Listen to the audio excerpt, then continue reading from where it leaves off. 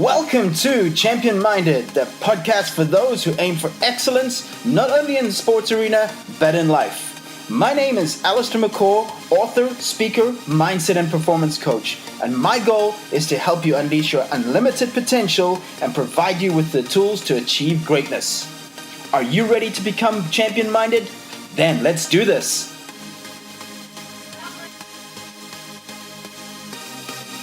If you can see it, believe it, work hard for it, you can achieve it. All success happens in the mind. In fact, it's something that the best performers and athletes that I've seen out there do consistently. They visualize. Hey guys, welcome to it. Welcome to the Champion Minded podcast. I'm Allistair McCaw. Welcome back to the podcast.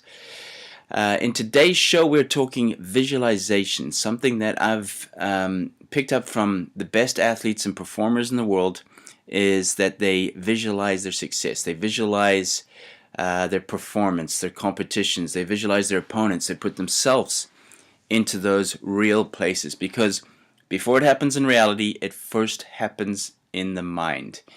And today's guest, I'm super excited, being here in the Gold Coast, Australia, is with Paul Price, former world number 4 squash player, someone who really had a reputation of maximizing his potential through what we would call the small details, but are big tales, things like taking time to consistently visualize, prepare a little bit better in all areas in his game. And that's what it means to be champion-minded. You know, you might not be the most talented person out there. You might not be the first pick for your team, the first one that's always selected.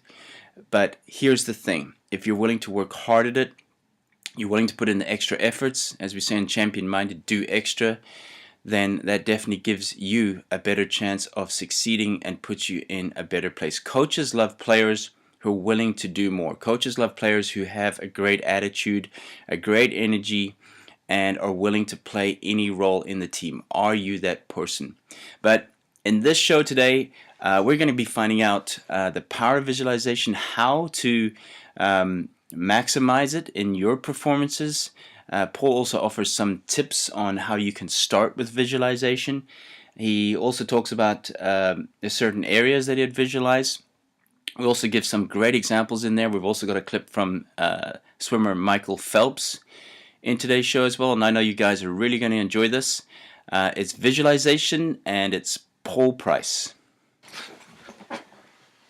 Hey Paul, welcome to the podcast. Thanks, Allistair. Thanks for having me on. Good to have you, man. It's been a great week here in Brisbane. I've thoroughly enjoyed spending time with you guys and obviously watching the high performance teams and watching you coach.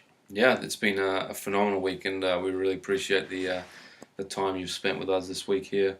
It is the Gold Coast, though, Allistair. Oh man, I still Brisbane. You're like it's a bit of a difference, but we'll get there. We'll get there. Next week you're in Brisbane, so you'll be good then. So just don't say Gold Coast next week. All right. Forgive me. So as we know, the High Performance Center, our National Training Center of Squash Australia, is here in Gold Coast. That's right. Okay, I've got that right. Forgive me for being on probably different time zones right now, but it's just been awesome to watch some of the players in action, watch some of the great team you have behind you as well. And how's you've been in the position for 2 years? Well, from a coaching standpoint, as a team coach, coming up to 2 years since I was appointed that, and then my role has sort of morphed into a bit more of a full-time position with Squash Australia, which sort of seen me move from Melbourne to the Gold Coast in January of this year to really take up the national program and the day-to-day training of the athletes as well. So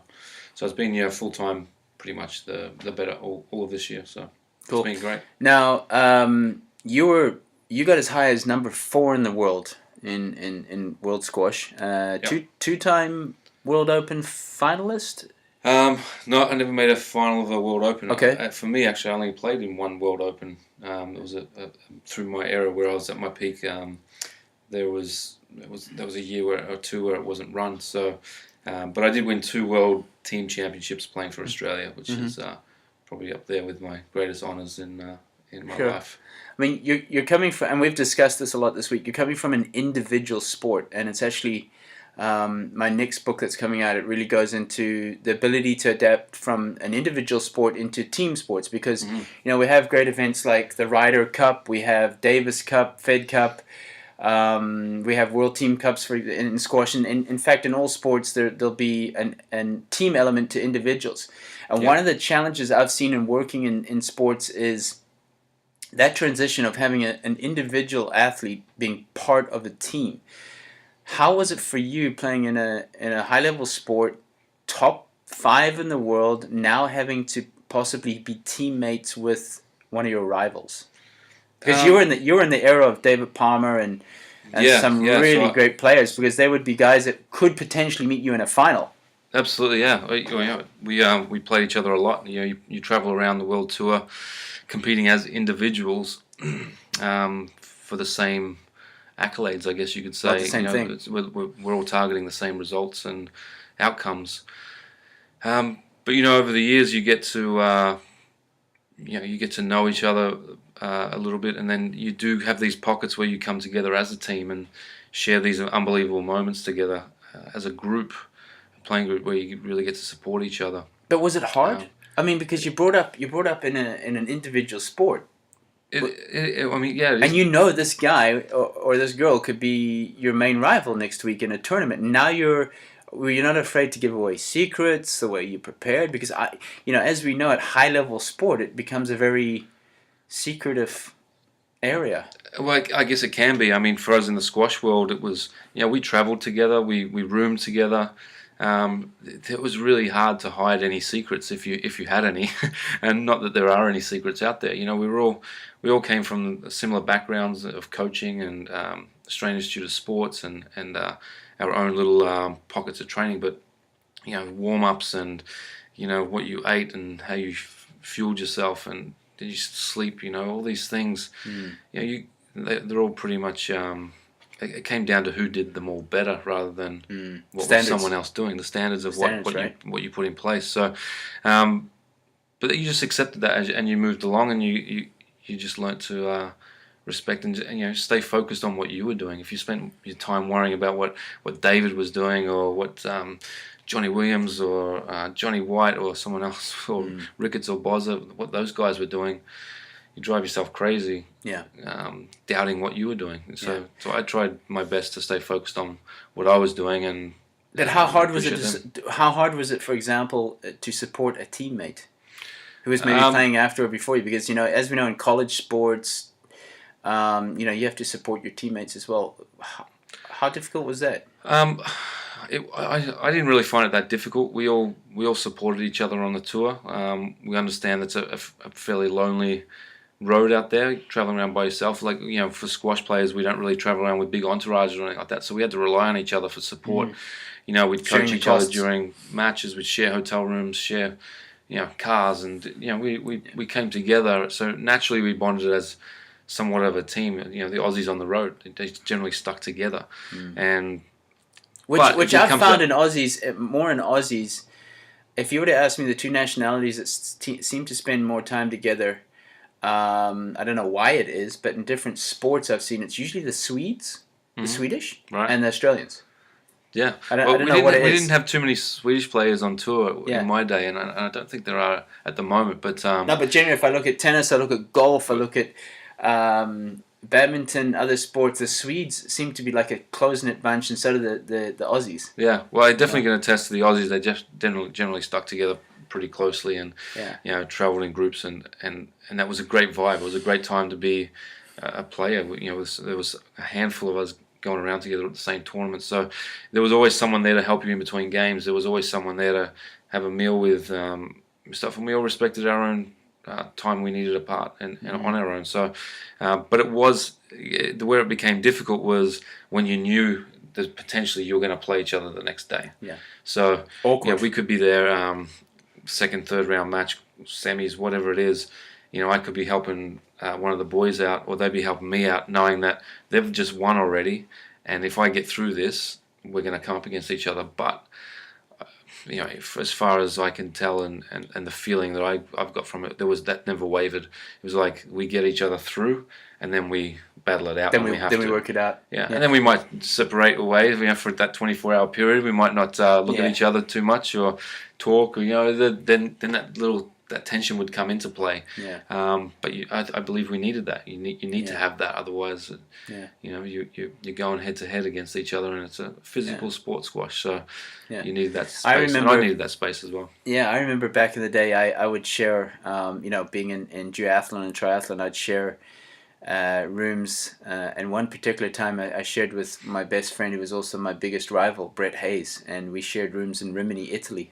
Right. And we had world championships, and there was moments like those. It was strange, but it taught you so much as well in terms of, okay, this is going to be my biggest rival tomorrow out there, but we're helping each other, we're warming up together. But then once the gun goes off, or once the first ball is hit, if it was in a ball sport, it's game on.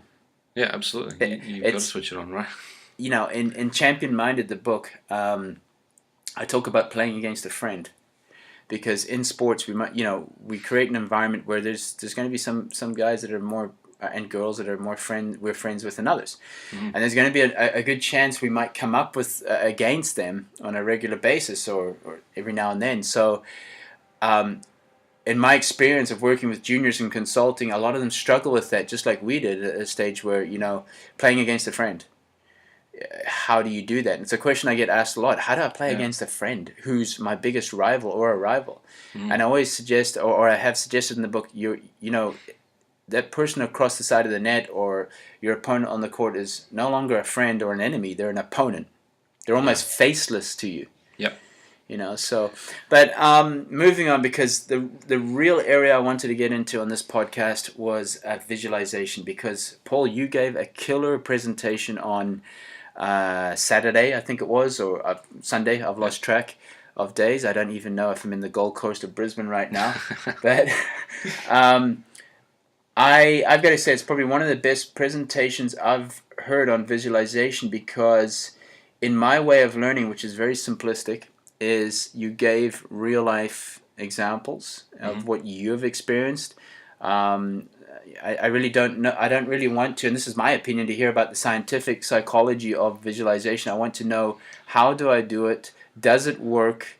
How often do you do it, etc.? And that's what I wanted to get into today. So, again, thanks for an awesome presentation. I took down 2 pages of notes. Wow.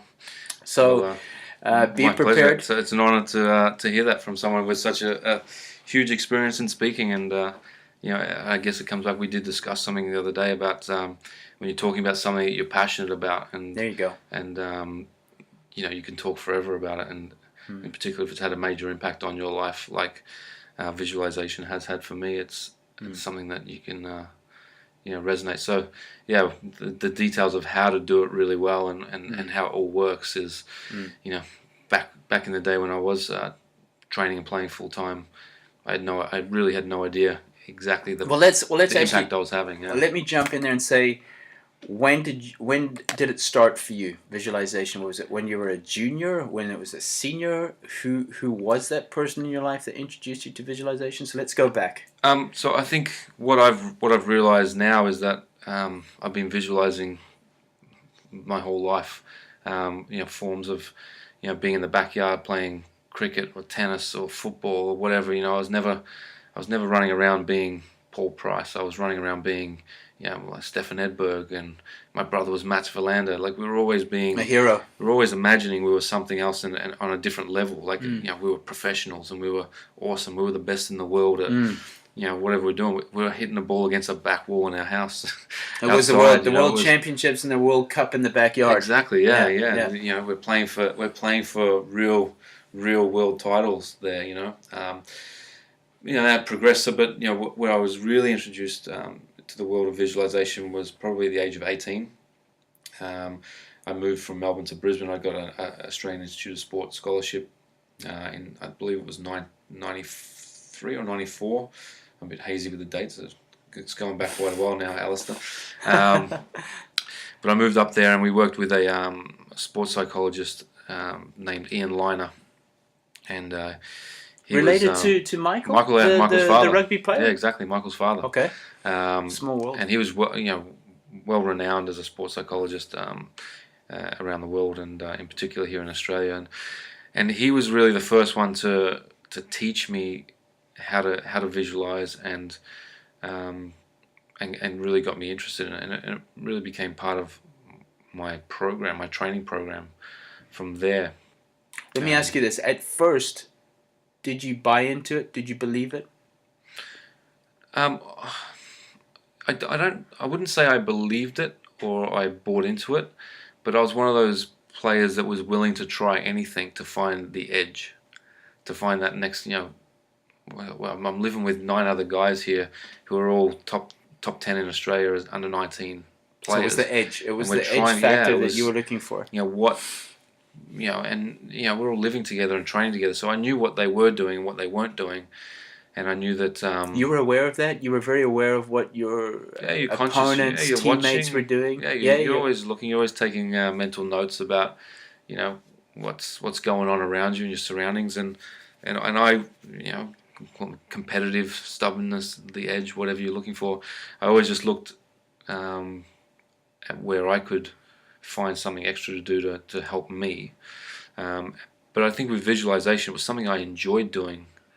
It just, I didn't understand really. I knew why I was doing it and what the result, the outcome we were looking for, but I actually enjoyed it because it made me sit and relax and it taught me to relax. And my emotional control was one of my biggest challenges throughout my career, and visualization really helped me with that. And just in the first instance of learning to sit down and start to breathe and breathe deeply. And okay, so this started at 18. Yeah.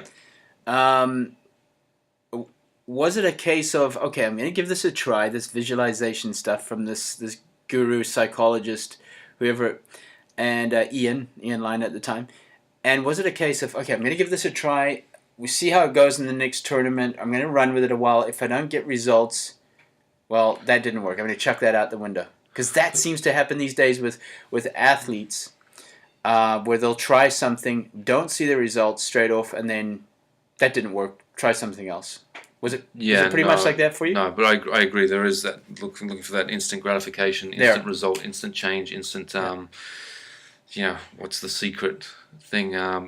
Ian was very good in laying down the foundations of and making it realistic for me, because for me to effectively visualize, when I first started, I couldn't last longer than 15 seconds without being distracted or focus, things like that. So and we'd set clear goals in what we were looking for, the time we needed to build up. So, and it was part of I made it part of my training program that 3 or 4 times a week I'd purposefully sit down, get myself into the relaxed state, and then visualize.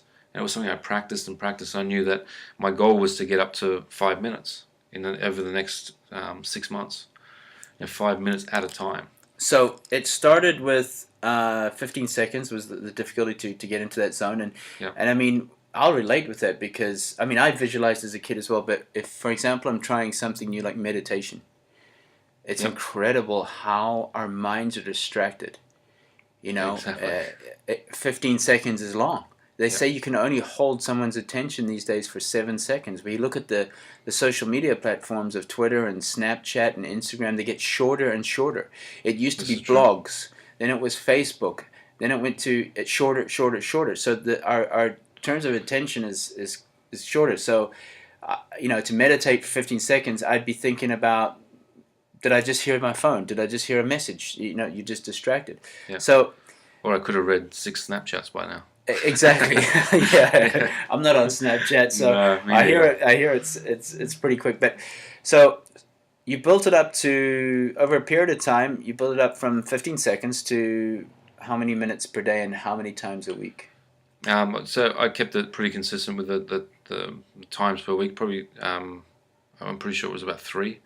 And depending on, I may have added some extra in there just for practice, but I built it up to about 5 minutes, and then but the key was to learn how to get into that sort of third stage of it, where you can start to really kind of use your senses around it. You know, you weren't sort of watching yourself like a movie anymore. It was more you were feeling, like you were feeling what you were doing. It was, you know, I could feel the racket in my hand. I could feel the way that my feet felt as I ran around the court.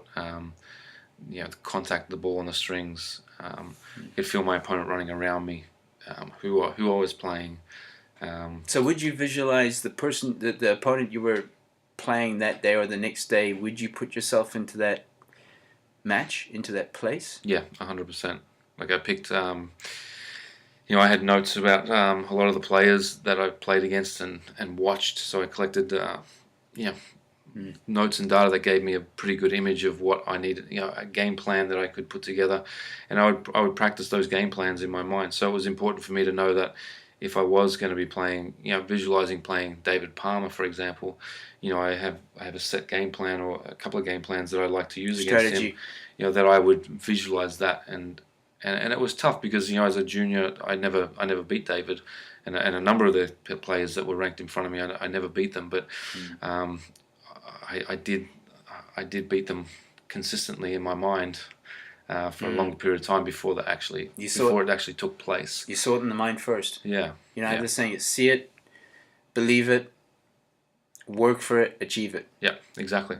I think that might be the work for it part in between that. I think that's the part that gets missed out quite often. There you go. Yeah. It's you know, I can sit here and imagine winning $1 million as well, but if I don't actually go out and work for go do the work. buying that, go and buy the ticket or whatever it is. You know, so you've got to put the work in on top of that. But going back there, you spoke about that you'd have strategies against the players. You mentioned in the presentation on Sunday that you kept a logbook of the top 100 players in the world, that guys that you would probably come up against, and you had some strategies for them, their weaknesses, their strengths, and so on. Tell us a little bit about that. How important was that? It was hugely important, and I can't remember the age that I was. But my coach Roger Flynn started me on this. Would have been around 17, 18, where I basically called the book was called The Hit List, and it was basically a list of the players that I was targeting, a group of players. So my goal was, you know, by the end of the year to kind of be top 100 in the world, top 60, whatever I was looking for. Did you set goals? You know, 100%. You're a goal setter? Yeah, all the time, yeah. Mm-hmm. Yeah. It was hard for me to be motivated if I didn't have that end thing to look for. So it was important for me to have goals on a daily basis of what I was doing. But the hit list was basically every player had 2 pages. Their name went in the book. Whenever I played them, I wrote down a couple of notes about what worked well, what they did well, what I might need to do better next time. I like that. And not just when I played them, but also when I watched them. So, you know, you'd be around tournaments and you're watching a lot of players play, and you can just sit there and just sort of watch the match. But I kind of took notes and so you scouted. You scouted your opponents. Scouted them? Yeah. Yeah. So. Do you find enough players, juniors, do that today? No. Well, in my experience, at this point, I don't think so. I say to my guys quite often that, you know, I had one videotape of a squash match when I was growing up, you know, 14, 15, 16. It was a VHS tape, and I wore lines through it. You know, it was Rod Martin playing Jahangir Khan in the World Open final in Adelaide, and you know, that was the access I had to the top players in the world to create that vision in my head. And I was fortunate also around that, you know, I had a lot of top players, you know, to train around and be around and absorb their professionalism, their work ethic and their drive. So, you know, I was constantly filling my mind with what the benchmark was. You know, my goal that I set at 18 was to be top 5 in the world. So that's what I was looking for. I was looking for subconsciously and purposefully, I was looking for evidence of what that looked like and what it took to become that, and that all added to my visualization. You know, so knowing how fast those guys moved around the squash court was really important to understand how to visualize that in my mind. Like, well, I might not be there yet, but what would it look like if I was that fast, or if I was that efficient in my movement, or my forehand kill or my backhand drop was the best in the world. Something I like to do with athletes, players, is take them out to, or take them to the location and let them have a feel of the environment, the sounds, the smell of the court, or the course. Take in as much as they can, so they can have a memory bank or a data bank of when they go back to their hotel or go back to the room, they've already got they can already visualize the environment. They can already hear the crowd, the smells, all these type of things. You spoke about that on Sunday as well, and I remember traveling with a very high level tennis player. She was top 10 in the world, and I remember the schedule coming out, and she was scheduled to be on court 4. And I said, "Do you know what court 4 looks like? Have you been there?" No, but it's fine. I know the tournament and so on. I said, no. We're gonna go out there this afternoon and go to court 4, watch maybe a match, listen to the sounds, feel the wind. Of course, all those things can change, but just to get a feeling of that. And she mentioned to me that had never happened before. It was a little weird, but anyway. Cut a long story short, we did some visualization that evening of her being on the court. She could feel it. The smells of the hamburgers cooking in the background, all these type of small things. And she really, that was her buy-in moment, is that, she had a good match the next day, luckily, because athletes are very result-orientated. Okay, if I lose, that visualization stuff... That stuff does not work. Yeah, no. But I put her in the place. And it's something I like to do as an athlete as well. As I'd like to go to the start line, go to the finish line, go to the transition area, feel it, see it, look at all the how it was set up, and put that in my mind, that I was already, before World Championships Day or a race, I would already be doing the transition of running to cycling in my mind 100 times. That when I did it just felt like normal. Yep. So would you like to go to the venue, take it all in? Generally with so I guess as a young player who hadn't really experienced too much out on the tour yet, you're kind of imagining different scenarios and different big events that you're aspiring to. British Open, Tournament of Champions in Grand Central Station, playing in front of the Giza Pyramids in Egypt.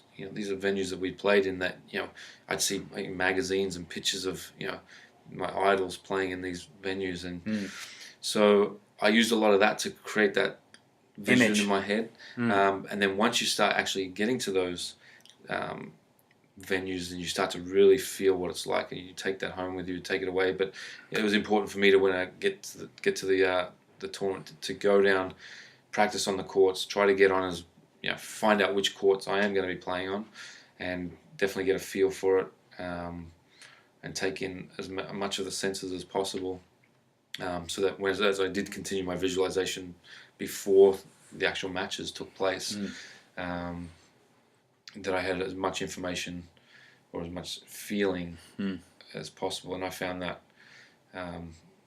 important, and maybe not for me personally as important as it was for the next round, or that day, or that tournament. It was for, especially for like a big event like a Tournament of Champions at Grand Central Station. Like, that's a unique venue. You got 1 million people a day walking past that glass court. The place is packed. There's music going on. There's energy. It's loud. It's pretty unique to have a tournament in probably one of the most busiest train station in the world, and you've got a squash tournament going on down underneath it. It's pretty unique. Yeah, it's phenomenal. The atmosphere is electric. So that playing there, then going and playing, say the British Open, where it's in an arena and it's a bit more quiet, and it's the crowd's a bit more traditional, more traditional, and it's so you got to when you do take all that information back, you can then you're going to be back there next year. I'm going to be targeting these results, and these performances, or this level of operation. Yeah. So you take it and you use those feelings. The senses are hugely important. Yeah. In the book Champion Minded, I got to interview Scott Evans, who's was an Irish badminton player, I think 4 times in the Olympics. Right. And we spoke about visualization. He said he would even visualize the restaurant, the locker rooms, the hallway, the even the parking lot. This guy was so detailed in his visualization. He just said that when I'd get to the venue, I felt it was a way to control my nerves because I'd been there many times in my mind. Right. And that segues onto Tiger Woods with, when he won his first U.S. Open, the presenter at the time asked him, hey, Tiger, how does it feel to win your first U.S. Open? He said, well, I've been here 1,000,000 times in my head. Yeah. So I'm happy, I'm excited, but it almost feels normal in a way that I've won this in my head 1,000,000 times. Yeah. And some might call that arrogance, but the power of visualization really puts you in that place before you're there. Well, it does, and that's if I can use the story of the British Open when I made the British Open final, it was an amazing feeling. Absolutely, was it something I dreamt about? Absolutely, was it a goal for a long time? Yep. But it wasn't one of those things that was mind-blowingly awesome. There's a familiarity about it. You put yourself in that place already. But you'd been there. You'd been in those positions already, and what I found, and this is the probably the most powerful thing about visualization that impacted me, was that it created this inner confidence of so someone settling the nerves and things like that. But for me, it created this inner confidence, and over years and years of doing it and building up that skill, where I started to have my big impact on the tour, where I went from 80 in the world to top 20 in the world within a matter of 8 or 9 months. There was this feeling inside of I just don't know how I'm going to lose today. And it wasn't an arrogance thing. It wasn't like they're not better than me, they're not as good as me, they're not as fit. There was none of that. It was just like in my mind I couldn't figure out what they could do that was going to beat me today. And that would you call that true self-confidence? I think in that time, yeah, it was quiet. It was very peaceful. There was just was it just like a point of just knowing? Yeah, it was not just doubting. But it wasn't about the end result. It was just like I don't know how they can. So let me rephrase it. It's almost like I don't know how they can I don't know how they can win a point. It was that type of confidence. Yeah, it was just like which would sound arrogant to somebody. And I would never say that out loud. No, because you're not that person. I mean, you're one of the humblest guys I've come across. It was just this inner. It was all inner peace. And I hope it didn't come across as arrogance. It wasn't. It was just this quiet calm inside going, I know that if I do A, B, C, D, E, F, G, my preparation's well, my sleep is well, my eating's, all those things are in line, that to use a Bill Walsh analogy, the score will take care of itself. And it just kept going, and it lasted. And I was beating players that were, I'd never beaten before along that journey of that 9 months. And it was like I was in a dream. It was like, okay, well, surely I'm going to lose soon. And how old were you at this stage? I was, would have been 21, 22. 21, 22, okay. Now, for the listeners out there, because they don't know the background of your journey to the final of the World Open. British Open, sorry. Now, you were injured and you were out for 6 months? Yeah, pretty much 6 to 7 months off the court. Okay. Before I went. Yeah. So you were injured 6 months before what is arguably seen as the Wimbledon of squash. Yep. It's the biggest tournament in terms of prestige. Yeah.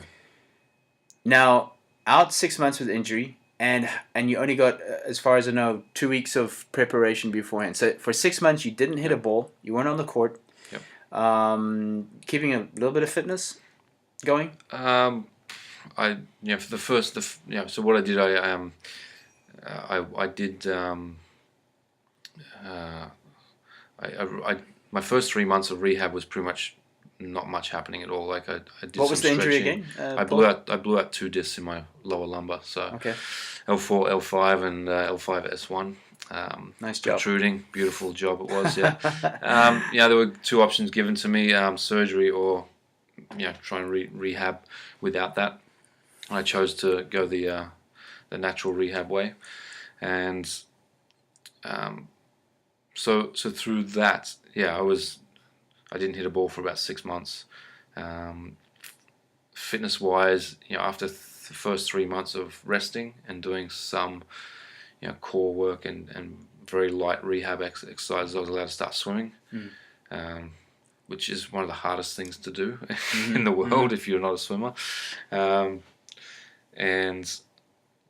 then I was allowed to get on the bike. And then so as far as any on-court fitness or any running or anything that I would normally do, there wasn't. Okay. There wasn't any of that. No. So in other words, not ideal preparation. I mean, 6 months out, a lot of it rehab. You get on the court 2 weeks before the British Open, probably not even decided if you should go, and your goal was probably just to get through a match. Just get that. That. Look, the whole purpose of me going to the British Open at that point was to get enough points to stop my ranking from dropping outside the top 24, so back into qualifying. So I decided to go and do that because I was in the main draw, and just went there. My flight was booked for the next day, and not expecting much at all.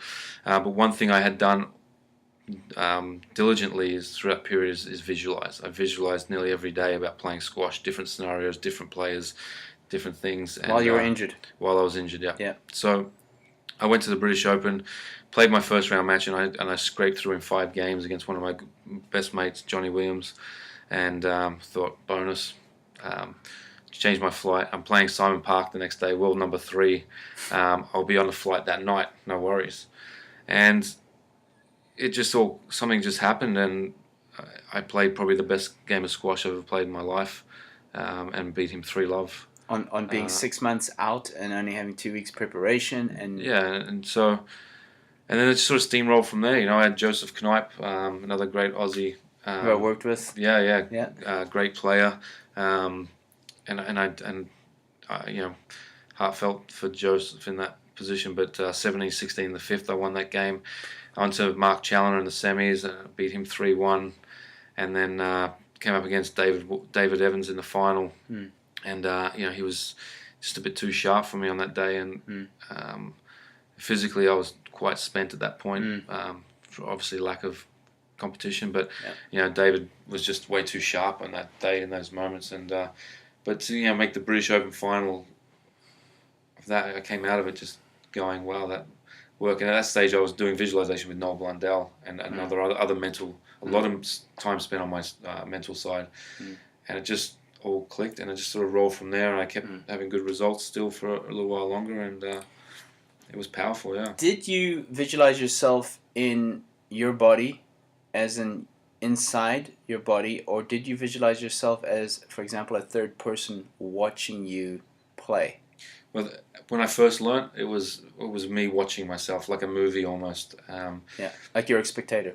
Yeah, exactly. Or then sort of a bird's eye view. So that I kind of naturally, I didn't understand the stages that you can get through and the depth you can go into visualization. But it got to the point where I got so good at it that I was actually inside my body. I could feel the movement around me. I could smell the court. I could, you could hear the crowd. You could hear the things, the referees, the things. And but one thing I've learned since that, and we've talked about this, is that I visualized everything happening perfectly. I didn't often visualize when things got tough or things went wrong or things like that. And that's something I would look back and go, with the athletes I work with now, it'd be important for them to have that in place, that not just what happens when things go well, but what happens when things go wrong.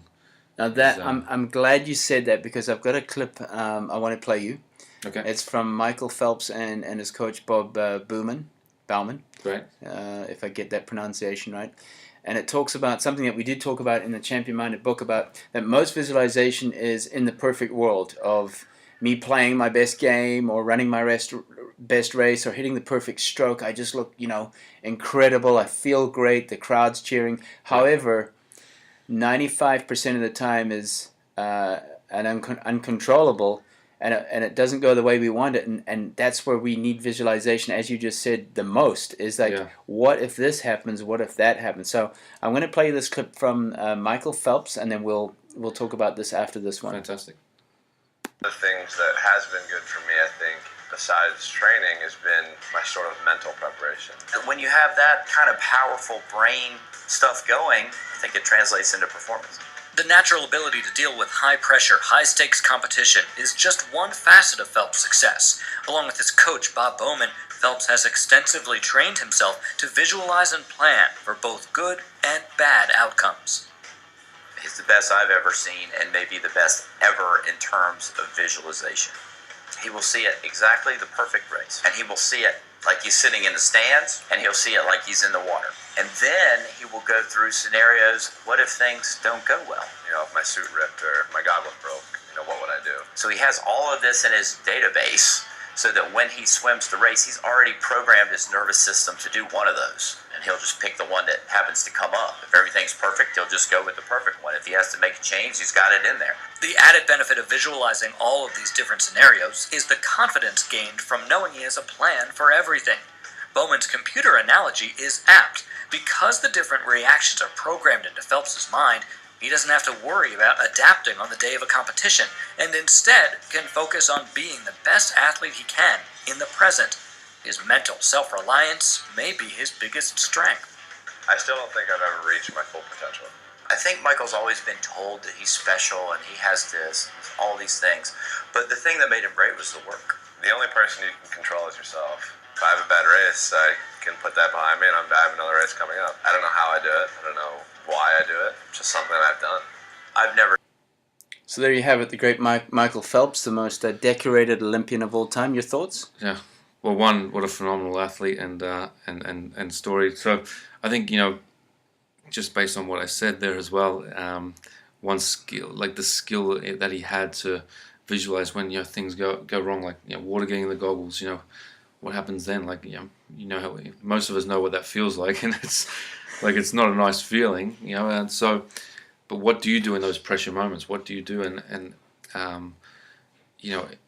it's one thing that I didn't do back, this is 20 years ago now. Is I only visualized what was going to happen perfectly. I did a perfect shot, my opponent would hit a perfect shot, and eventually I'd win the rally. So for me personally, thinking, okay, there's lots of variables in squash. There's referees making calls. There's different venues. Like we don't have 50-meter lanes that are the same a lot of the times. Different courts, glass courts, hardback courts, glass back walls. And an opponent who can bring anything, change their game plan, they might change play out of their mind. They might just you might be a little fatigued that day. You might be what if you're feeling a bit unwell? There's so many variables in sport and in squash that you can't control. That so I think it's if you hear talk about being one of the greatest people to visualize his level of detail to it. As far as I know, that the visualization had a massive impact on my career is. Knowing what I know now is that there's so many different more elements to it that can be improved on, and where I would take it now, as I said, with my players, to teach them how to learn with adversity and how do you perfectly handle when adversity strikes and unexpected. The referee gives you the call you didn't like, and that was one of my challenges. I didn't handle referee calls particularly well. It was a thing I had to really try to work on, and I would say I never really mastered it, but. Maybe if I visualized those scenarios more often, I would have helped my emotional responses to those things, decision making, been better to stick to my pre-serve routines and stuff. So, if there was some simple bits of advice you could give an athlete out there right now on how to start visualization, what would be those simple tips be? I think to get started. One, you need to understand that first and foremost, this takes time. It's like most skills. It's not something that you're going to sit down and imagine yourself winning a major tournament or anything like that, and it's just going to happen. It takes time. Be patient with yourself. allot yourself a certain amount of time, but make sure you get yourself into a relaxed state first. Do some breathing exercises and things, and there's lots of guided meditations and things like that you can actually find online to help you get into a relaxed state, and then picture yourself doing it, and let it happen naturally. If it means that you're seeing yourself going through the actions or the situations or the scenarios, that's okay. Let it be that way first. You'll improve that skill to develop to that sort of that first stage, to the second stage, and then hopefully finally to the third stage where you're actually inside your body and you're feeling it and you're using your senses a lot more. But be patient, give yourself a time, but give yourself a plan. Plan it, put it into your training program. So how many Monday, every day, or how many minutes a day for a starter here? Like, never done visualization. I would go 1 to 3 minutes every second day just to start, maybe 3 times a week. And would that be in a quiet room? Would it be lying down? Would it be with Zen music in the background? Yeah, what type of place? I always just love it, just quiet. You've got to be in a quiet place, in particular when you're first starting out. So find yourself a quiet room. You can lay down, you can sit up, close your eyes, and go through those motions. And so where should for example, let's say a player, tennis player, squash player, a golfer, whatever it may be, even a driver. I know race car drivers visualize a lot, but should they put themselves into races? Should they put themselves into specific competitions? Like today I'm playing Michael, or today Right. I'm on this particular course or this particular tournament. Should they put themselves into those scenarios? I think at first like think about yourself in an ideal situation. I think where do you want to find yourself, and it might be the next tournament coming up, your next your next event. Start there and just imagining, what it looks like. Imagine yourself, if it's golf, putting your first ball down to tee up. Imagine you're seeing yourself lining up and as the third person. Down. As a third person, yeah. That's the easiest way to start. You'd say would be as if you were watching yourself play. Yeah, I don't think you really have a choice, to be honest. I think that just naturally, that's where we start. That's if I imagine myself going down to the golf course here and hitting a ball, I could see myself doing it. I don't feel myself doing that. So be patient with yourself. Put yourself in a scenario, a simple one, and just try and get through a couple of shots. One rally at a time. You can take a break, reset, but try for a couple of minutes, and then and be okay with coming in and out. Like you'll lose focus, you'll come in and out, be distracted, which is normal. Be patient, that's normal. First.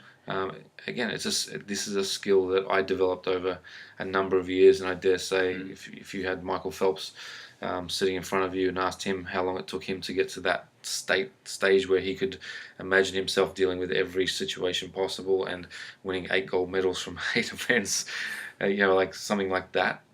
That's extraordinary, and it takes time, and he would have developed that over a number of years. It was actually one of your players this week that asked me at the National Training Centre here in the Gold Coast. She mentioned that she gets nervous before going out to compete. What could some of the strategies be? One of them, obviously, which we mentioned in Champion Minded, the book, is nerves are good. Nerves are a signal that it matters to you. Yep. Nerves are what actually energize the great athletes. Expect them. But also visualization is a way to help with nerves as well, is knowing that you're going to be nervous, but seeing yourself getting onto the court or teeing up, be it on the golf range or whatever it may be, and seeing yourself as confident, as great body language, and that's been a process I've seen help a lot of athletes is when they do get nervous, is visualizing themselves, feeling the nerves, embracing them, but just great body language, nice and tall, looking confident. Yeah, it's definitely part of it, and it helps in huge ways. The nerves, and I say the exact same thing to my players. That if you're nervous, it means you care. If you didn't care about this match or this tournament or this event, you wouldn't feel anything. It was in fact the way I knew how my career would end after the 5 World Championships. I knew the day I lined up on a start race and I wasn't nervous, it was probably time to call it a day. Yeah, I'd be worried if I wasn't nervous. Yeah, and so I say to them, look, acknowledge the nerves. Like you need them there. They're there to trigger you to do something great. But how you deal with it is the most important thing. So visualization and, feeling it, like understanding you're feeling those things and be comfortable with them, going, yeah, I'm in the right place. I'm in the right place at the right time because I care now. This is good. This is good energy. We always think of nerves as a negative energy. But, Exactly. I talk to them about it being. I'd be concerned if you didn't have the nerves. Like you need those things. Like they're a positive force in you. So turn them. But visualize yourself using that energy, that nervous energy, as fuel. I used to do that a lot. If I was training hard or running, feeling the fatigue and pain, like visualizing that as like actual fuel coming into my body, and breathing out all the negative stuff, I didn't like. So to me, in your mind, you can make anything mean whatever you want. The mind is the most powerful thing, isn't it? We talked the other day about this.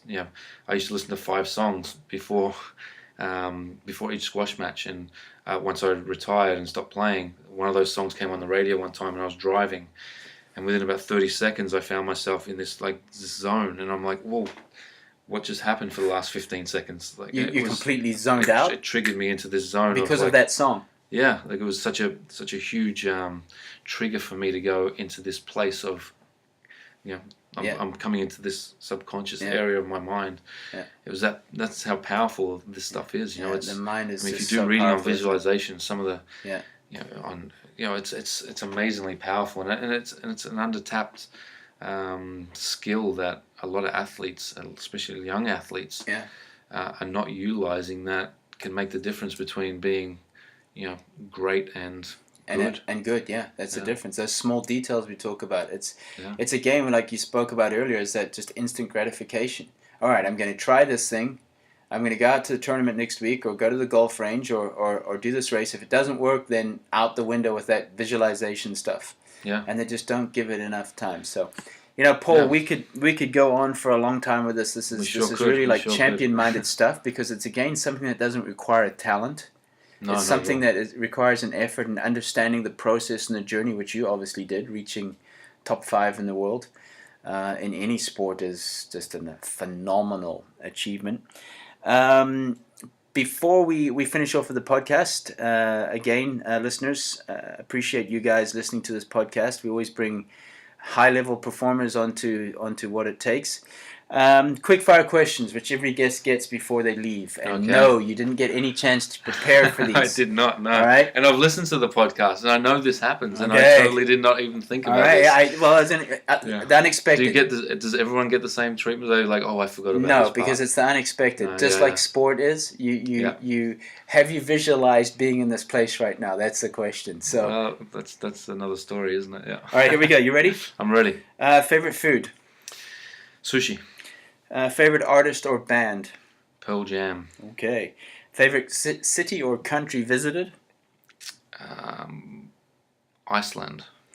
Famous person you'd love to have met or meet, past or present? Michael Jordan. Okay. Reason why? Just he was on my vision board. He was part of my vision, like the characteristics of a champion-minded athlete, to use your phrases. Sorry, there. You are completely have license to use that on this podcast. Let me tell you, you can use champion-minded as much as you want. Tea, coffee, or protein shake? Coffee. Back when you were an athlete, protein shake, or still coffee? Coffee protein shake. Good answer. Favorite book besides Champion-Minded? At the moment, it's got to be Legacy by James Kerr on the 15 principles of. And that says something from an Aussie. With the All Blacks and Aussies being greatest ever. That says something. Exactly, yeah. All right. Phenomenal read, yeah. You've just had your passport revoked coming back into Australia, okay? Your best trait? My best trait? My openness to learning. Okay, that's a strong trait. One word to describe you? Well, there could be 1,000, but one word to describe you. Passionate. Okay, I like that. Awesome. Paul, this has been an amazing chat with you. I feel honored. I feel blessed that I obviously got to listen to you at the World Squash Coaches Conference in Gold Coast. Got that Coast, right. You got it, yeah, nailed it. Also, thank you for having me as a speaker there. And definitely when I heard your presentation, I thought you got to get you on the podcast because your stories and your insight into visualization is incredible. And it's also practical as well, which this is what this podcast is about in Champion Minded, is practical solutions to things we're going to come across, not just in sports, but in life. But last question, what does it mean to be champion-minded to you? To me, it's the day-to-day pursuit on finding the greater good in yourself and striving for excellence in every moment. Awesome. Probably one of the best answers I've heard to that question. Thanks, man. And I didn't even prep you on that. No, you didn't. No. Last thing, if anybody wants to reach out to you or anything on social media that you... Yeah, I've got the usual channels, the Facebook... under your name? Pricey23. Pricey23? It's a Facebook Pricey23 thing. Instagram under paul.price. Yeah, and on Twitter. Not a big Twitter guy, but I have been this week because you've been tweeting a lot of stuff. So I'm a big Twitter guy. pprice23, but you could probably find me through Allistair's tweets this week. Okay. But no, look, Allistair, thank you so much for having me on the podcast. It's funny you asked me a question. Did I visualize myself in this moment before? I've been following you for a while now, and it's been one of my dreams and goals to meet you and get to work with you. And thank you. This week has been phenomenal, and the time you spent with me and the team has been incredible, and we've learnt so much, and we're internally grateful for that. But I had visualized myself on the podcast, funny enough. Like, I imagine, like, how cool would it be to be on a podcast like that? So there you go. You made it happen. So, yeah. The power of visualization. Yeah. Like I do on most of my guests, I like to present you with a copy of Champion Minded. Oh, awesome. There it is. Thank you it's very signed. much.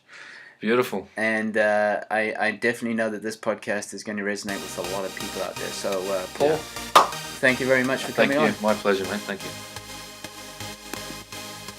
So there we have it, another podcast in the bag. A big thanks to Paul Price. I certainly learned a lot from him. I hope you guys did too. Remember that this podcast is available on iTunes and on YouTube, Champion Minded. Join me on social media, on Twitter, at Allistair McCall, Facebook McCall Method, and on Instagram, Be Champion Minded. So remember, you were made for greatness. Now go do the work. Until next time, guys, stay champion minded.